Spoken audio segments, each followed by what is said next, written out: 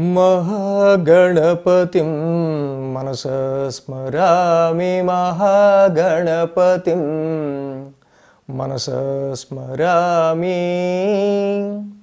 TR creations family అందరికీ నా హృదయపూర్వక ధన్యవాదాలు.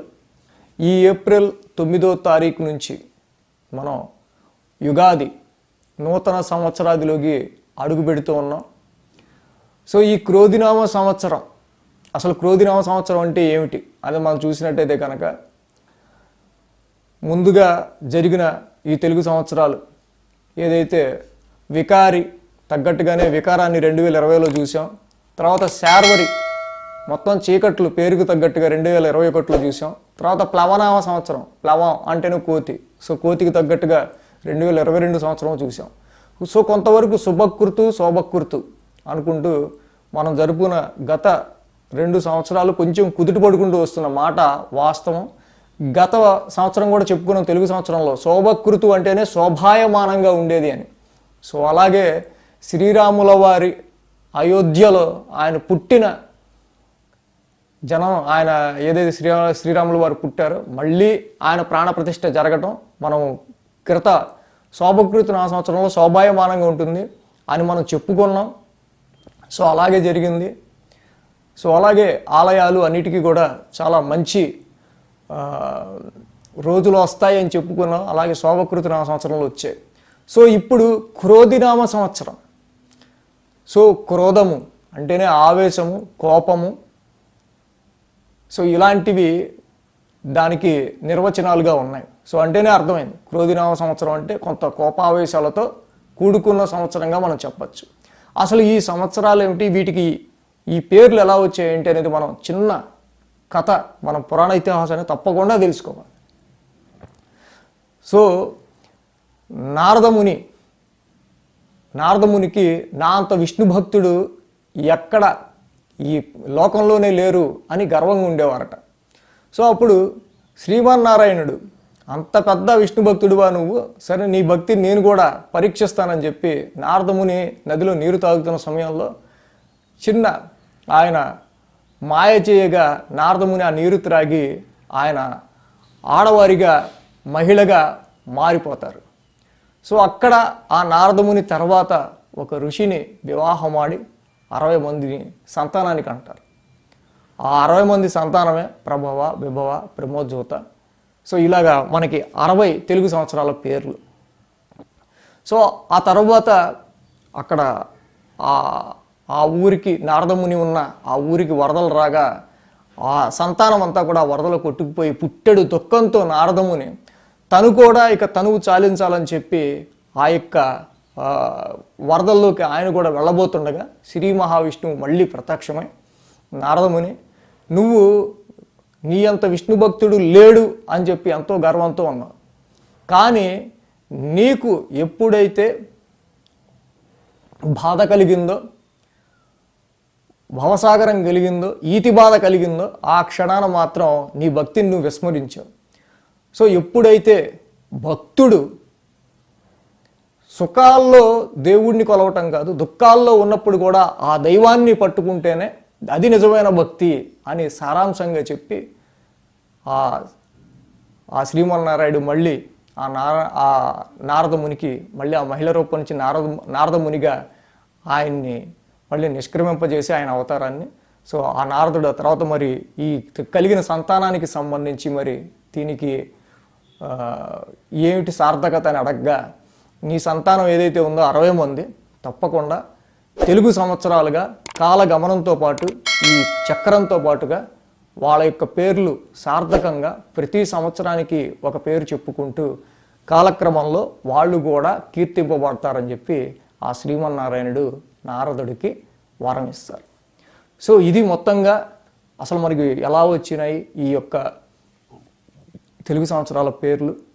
సో ఇక మనం క్రోధినామ సంవత్సరంలో రాశి ఫలాలు ఎలా ఉన్నాయనేది చూసుకుందాం.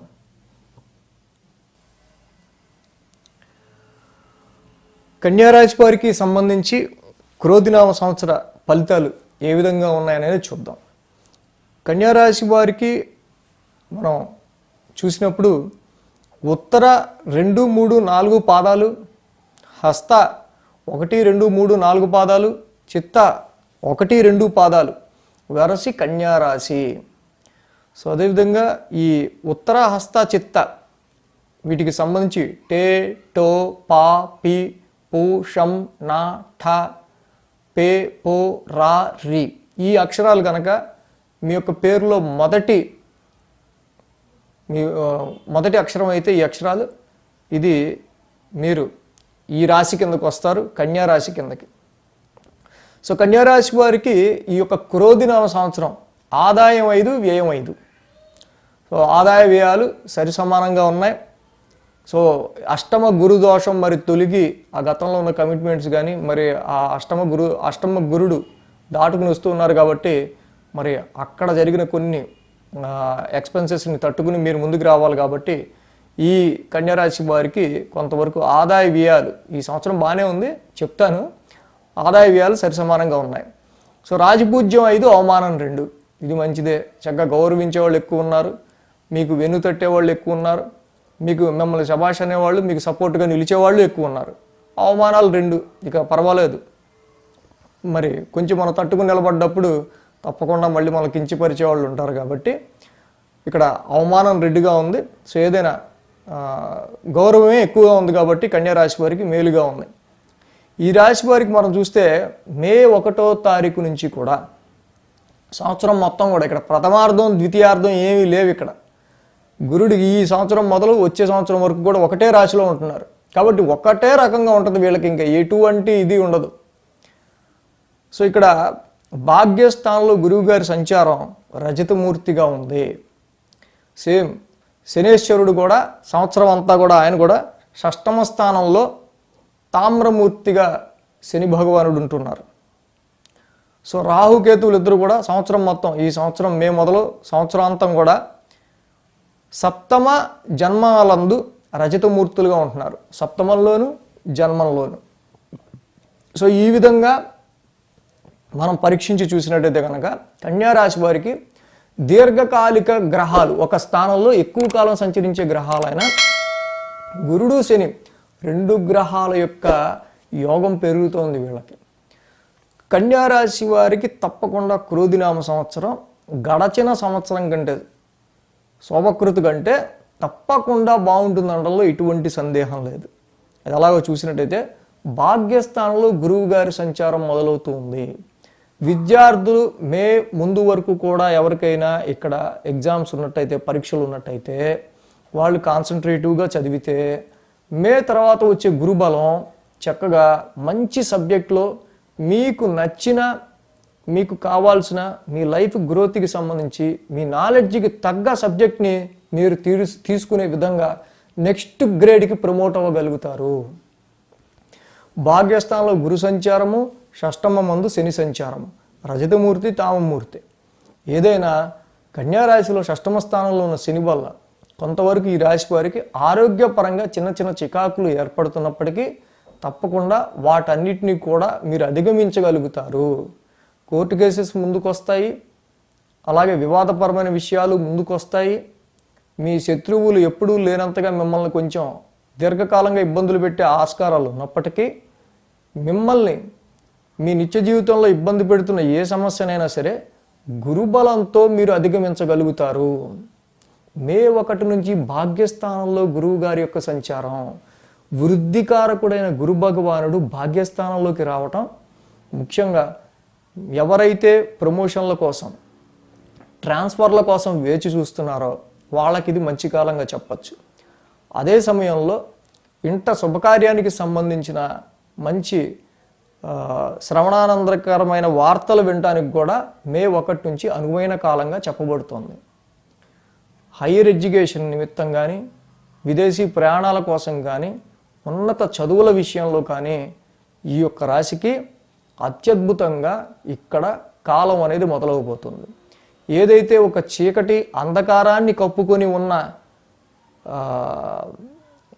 పరిస్థితి నుంచి ఈ క్రోధినామ సంవత్సరంలో గురువుగారి ఆశీస్సులు గురుబలం తోడవటం వల్ల వీరికి అక్కడ అమ్మయ్య ఇంతకాలానికి మనం వెలుగులోకి వచ్చాము అనే ఒక భావన మాత్రం కలగక మానదు. మిమ్మల్ని ఆందోళనకరంగా భయానికి గురి చేసి కొంతవరకు మిమ్మల్ని డిప్రెషన్కి గురి చేసిన సమస్యలు, సందర్భాలు, పరిస్థితుల నుంచి తప్పకుండా కన్యారాశి వారు ఈ క్రోధినామ సంవత్సరంలో బయటపడగలుగుతారు. అదేవిధంగా గురువుగారి అద్భుతమైన దృష్టి 9, 10, 11, 12, 1 రాశి మీద ఉండటం ఆరోగ్యాన్ని కలుగజేస్తుంది. మీ తోబుట్టువులు ఆయన విశేషమైన సప్తమ దృష్టి మీ తోబుట్టువుల నుంచి మీకు మంచి సహకారాన్ని అందిస్తుంది. మీ టాలెంట్, సెల్ఫ్ టాలెంట్ నుంచి మంచి సహకారాన్ని అందిస్తుంది. ఈ సమయంలో మీకు సహకరించేవారు, హెల్ప్ చేసేవారు పెరుగుతారు బాగా. అదేవిధంగా మళ్ళీ పంచమ స్థానంలో కూడా గురువు గారి దృష్టి. So blessed with a child, తప్పకుండా సంతాన భాగ్యాన్ని కలగజేసే విధంగా గురువు గారి యొక్క స్థితి మనకి ఇక్కడ తెలియజేస్తుంది. ఫారెన్ ట్రేడింగు, మాస్ ఫేము, వీటికి సంబంధించిన విషయాల్లో కన్యారాశి వారికి చాలా అద్భుతమైన రిజల్ట్స్ మనకి కనిపిస్తూ ఉన్నాయి. సప్తమ రాహు సంచారం ఏదైతే ఉందో ప్రవాసానికి, స్టేట్ టు స్టేట్ ప్రయాణాలకి, అదేవిధంగా రాజకీయ నాయకులు ఎవరైతే ఉంటారో వాళ్ళకి మాస్ ఫేమును పొందడానికి చాలా వరకు ఇక్కడ వీళ్ళకి ఈ యొక్క గ్రహగతులు, షష్టమ శని మీ యొక్క శత్రువుల నుంచి మీకు విజయాన్ని ఇస్తూ, సప్తమ రాహు మీకు మంచి మాస్ ఫేమునిస్తూ, భాగ్యస్థ గురుడు మీ యొక్క వెల్త్ని, మీ యొక్క ఆర్థిక పరిస్థితిని మెరుగుపరుస్తూ, మీ యొక్క సెల్ఫ్ స్కిల్స్ పెంచుతూ, మీ జీవనాభివృద్ధికి సంబంధించి గ్రోత్ని క్రియేట్ చేస్తూ ఉన్నారు.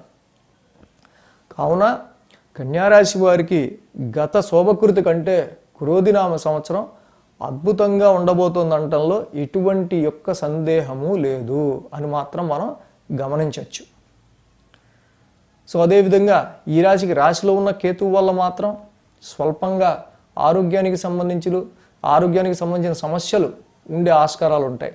ఎందుకంటే వీళ్ళ యొక్క ఆరోగ్యాన్ని నెగ్లెక్ట్ చేస్తూ ఉంటారు, పనుల కోసం ఎక్కువగా పరితపిస్తుంటారు, వచ్చిన అవకాశాన్ని నిలబెట్టుకోవడం కోసం వీళ్ళ యొక్క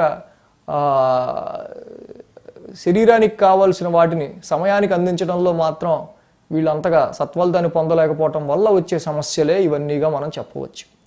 కొన్ని సందర్భాల్లో ఆధ్యాత్మిక చింతన, దైవభక్తి వీళ్ళకి చాలా పెరుగుతుంది కన్యారాశి వాళ్ళకి.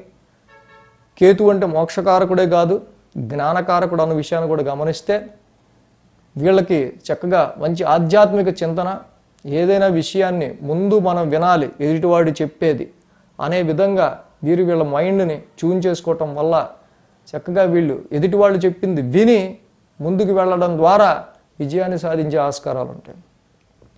సో అలాగే రాశిలో ఉన్న కేతు కొంత స్వల్ప ఆరోగ్య పరిస్థితులకు సంబంధించిన విషయాల్లోనూ, శని కూడా కొంచెం షష్టమ స్థానంలో ఉన్నారు కాబట్టి ఆరోగ్య పరిస్థితులకు సంబంధించి ఇబ్బందులు ఉన్నప్పటికీ మళ్ళీ వీళ్ళు కొంచెం వాటి నుంచి తప్పకుండా విజయాన్ని పొందగలుగుతారు. సో ఈ కన్యారాశి వారికి సంబంధించి మనం చూస్తే ఈ రాశికి ఉత్తరా హస్త చిత్త, ముఖ్యంగా ఉత్తరా హస్త చిత్త ఇక్కడ మనం చూసినట్టయితే కనుక రవిచంద్ర కుజుల నక్షత్రాలు అయ్యాయి ఇవి. సో కాబట్టి ఈ ఉత్తరా హస్త చిత్త వారికి 14 ఏప్రిల్ 2024 నుంచి 14 మే 2024 వరకు రవి అష్టమంలో ఉంటారు. మళ్ళీ 17 ఆగస్టు 2024 నుంచి 17/10/2024 వరకు వ్యయంలోనూ జన్మంలోనూ ఉంటారు. 16 డిసెంబర్ 2024 నుంచి 14/1/2025 వరకు కూడా అర్ధాష్టమంలో రవి దోషం జరుగుతూ ఉంది. కాబట్టి ఈ సమయాల్లో ఉత్తరా నక్షత్రం వారు కొంచెం జాగ్రత్తలు తీసుకుంటూ ఉండటం మంచిది. హస్తా నక్షత్రం చూసినట్టయితే కనుక మరి చంద్రబలంతో ఈ నక్షత్రం వారికి సంబంధించి మనం చూసినప్పుడు తప్పకుండా ఈ కన్యారాశి వారికి విదేశీయ ఆగమనాలు అండ్ ప్రవాసానికి సంబంధించిన విషయాలు, ఉద్యోగానికి సంబంధించి మీరు పై స్థాయికి వెళ్ళే విషయంలో ఒక నూతనమైన క్రియేటివిటీని, టాలెంట్ని మీరు నేర్చుకునే అవకాశాలు హస్తా నక్షత్రం వారికి కలుగుతూ ఉన్నాయి ఇక్కడ. సో అదేవిధంగా చిత్తా నక్షత్రానికి మనం చూసినట్టయితే కుజుడు నక్షత్రం అయింది చిత్తా నక్షత్రం కాబట్టి ఇక్కడ మనం చూస్తే కనుక జూన్ 2, 2024 నుంచి జూలై 12, 2024 వరకు కూడా అష్టమ కుజ దోషం వీరికి కొంచెం ఇబ్బంది కలిగించే అవకాశాలు ఉన్నాయి కన్యా రాశి వారికి.